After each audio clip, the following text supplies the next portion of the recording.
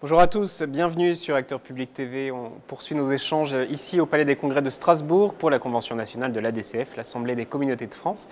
Et j'ai le plaisir d'accueillir Philippe Bonnecarrère. Bonjour. Bonjour. Sénateur du Tarn, président de la communauté d'agglomération de l'Albigeois. Vous intervenez, monsieur le sénateur, sur une table ronde dans cette Convention nationale sur les échanges, les discussions entre interco et région. Alors d'abord une question sur votre territoire, comment ça se passe? Vous êtes dans une région qui fusionne, Languedoc-Roussillon, Midi-Pyrénées. Est-ce que les discussions, les projets avec la région sont en stand-by du fait de cette réorganisation ou alors ça avance quand même? Vaste sujet. Je commencerai par un point de départ institutionnel. La réforme territoriale est articulée sur le lien entre la région et les intercommunalités. Donc la manière dont les régions vont s'organiser est bien sûr tout à fait essentielle pour les intercommunalités. Les intercommunalités sont désireuses de jouer au maximum la qualité de la relation avec les régions et espèrent que ce lien entre intercommunalité et région va effectivement fonctionner au quotidien. Donc pour nous, le lien avec la région, c'est vraiment le b.a.-ba de notre nouveau système institutionnel.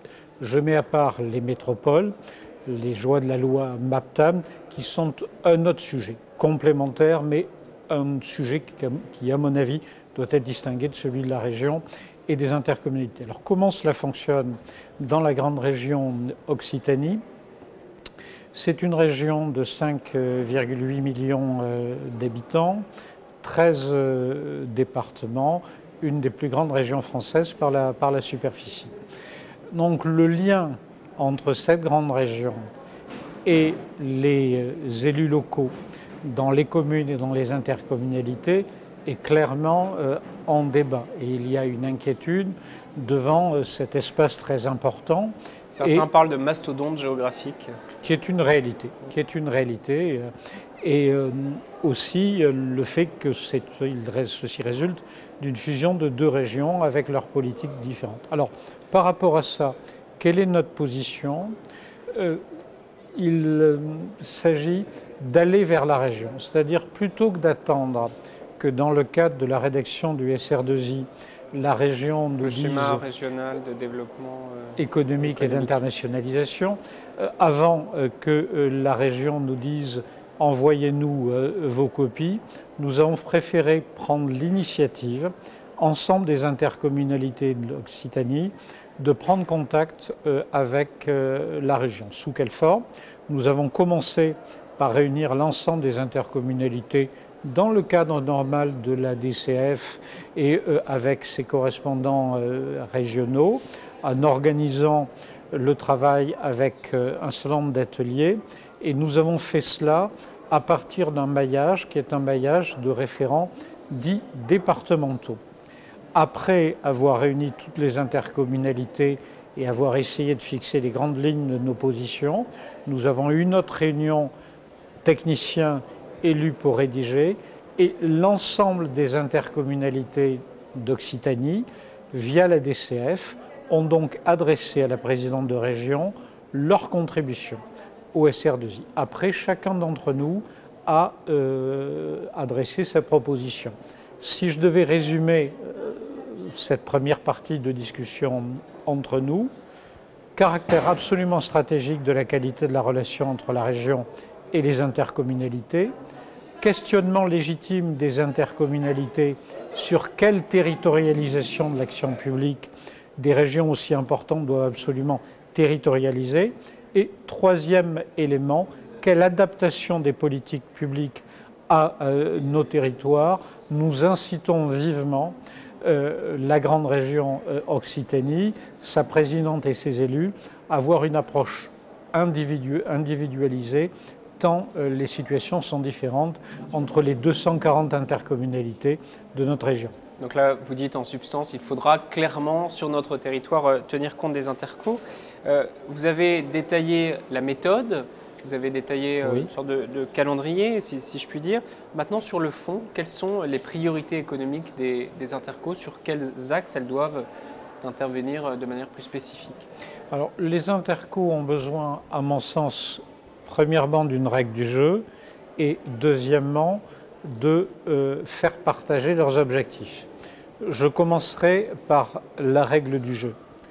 Il y a un temps évident de calage pour ces grandes régions. Temps de calage qui résulte d'une part du fait qu'il y avait des politiques distinctes. Je vais prendre un exemple. La région Midi-Pyrénées excluait les agglomérations des financements FEDER.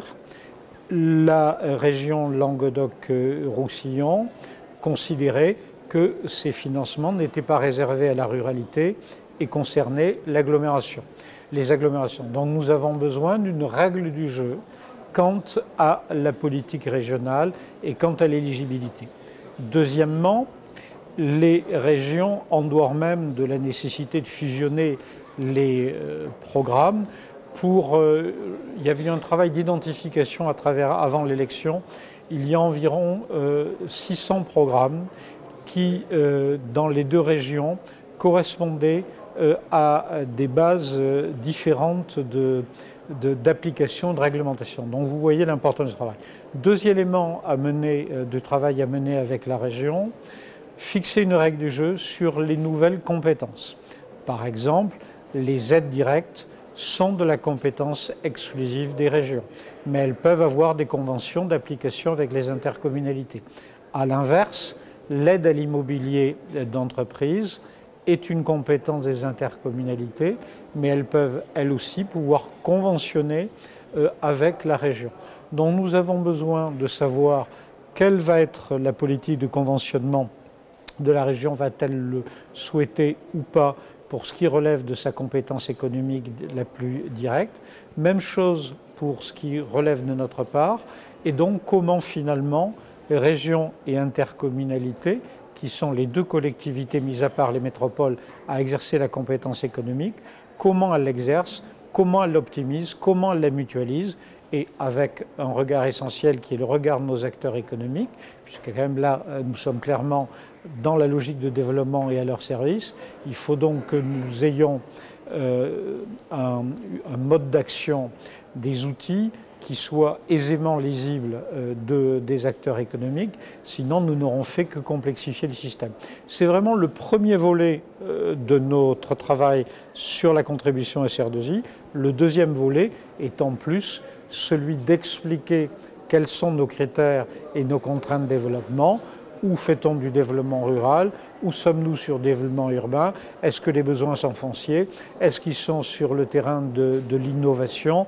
Est-ce qu'ils sont sur le terrain des infrastructures? Donc chaque collectivité a adressé, après la contribution globale des intercommunalités régionales, chacune a effectivement fait sa contribution. Et je veux espérer, ce que je crois d'ailleurs tout à fait possible si ce n'est probable, que la région appréciera ce dialogue et appréciera surtout d'avoir des solutions pour appliquer ces politiques. Parce que grande région, beaucoup de responsabilités, beaucoup de moyens, mais à un moment donné, il faut un lieu où vous mettez en œuvre vos politiques. Et ça, c'est forcément lien avec les territoires. Philippe Bonnecarrère, dernière question. Oui. On a évoqué des enjeux stratégiques, les enjeux de développement économique sur lesquels les intercos se positionnent, vous l'avez détaillé. En même temps, les intercos doivent être le premier échelon de proximité, de terrain avec les usagers. Est-ce que ce n'est pas faire le grand écart que d'être comme ça sur du stratégique et du proximité, si je puis dire? Alors là, ce n'est pas contradictoire parce que c'est consubstantiel à la vie même de nos collectivités. Une intercommunalité, mais on pourrait dire aussi la même chose des communes, sont en permanence dans le double registre. On a deux hémisphères, un hémisphère de quotidienneté, de proximité, et un hémisphère de stratégie. Donc cette logique, elle nous est tout à fait... nous y sommes, dans notre logiciel, nous y sommes extrêmement habitués, c'est clairement notre logiciel. Par contre, ce logiciel est effectivement interrogé par le cadre des grandes régions. Nous sommes interrogés par rapport aux changements liés au retrait des départements qui, chacun le sait, ont perdu la compétence économique, même s'ils ont du mal à l'admettre, mais en particulier pour les agences de développement, ce sont des choses qui devront s'organiser sur cette base. Et nous avons un autre changement qui, lui, n'est pas institutionnel, mais qui est extrêmement pratique, mais extrêmement fort. C'est le changement d'échelle. Le fait d'avoir des régions beaucoup plus importantes change complètement la visibilité de nos communes et de nos intercommunalités.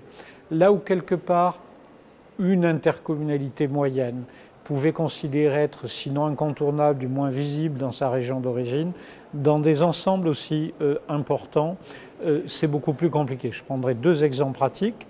L'Albigeois, la ville d'Albi, la préfecture du département du Tarn. Le Tarn était le 2e département de Midi-Pyrénées. Il est maintenant le 5e département de la grande région. La ville d'Albi était la 12e ville la 3e ville de Midi-Pyrénées. Elle est devenue la 12e ville de cette grande région. Donc ce changement d'échelle, il pèse extrêmement fort, et c'est en cela que les intercommunalités ne doivent pas attendre que la région vienne vers elles. C'est à nous, intercommunalités, d'aller porter nos enjeux et d'aller proposer nos solutions à la grande région.